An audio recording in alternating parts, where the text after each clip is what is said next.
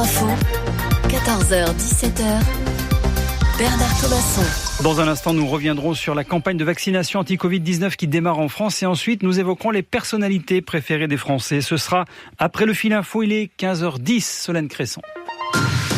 13 000 foyers sans électricité après le passage de la tempête Bella en Normandie, en Bretagne et dans le Pas-de-Calais où les rafales ont soufflé jusqu'à 143 km/h.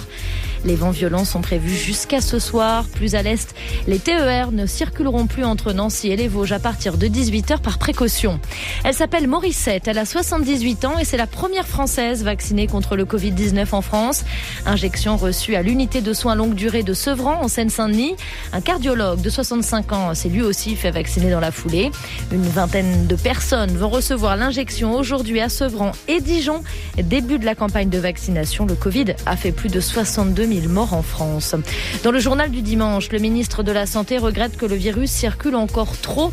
15 000 contaminations par jour en moyenne cette semaine. Nous prendrons les mesures nécessaires si la situation devait s'aggraver, dit Olivier Véran, alors que dans le Grand Est, certains maires se disent pour un reconfinement territorial.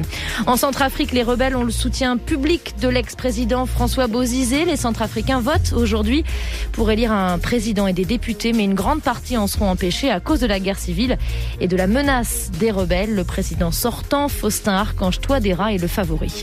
En top 14 de rugby, 6 matchs à suivre aujourd'hui pour le Boxing Day. La Rochelle mène 16-6 face à Montpellier. Le match Pau-Stade Français aura lieu à 19h au lieu de 16h. Les Parisiens n'ont pas pu décoller à cause de la tempête Bella.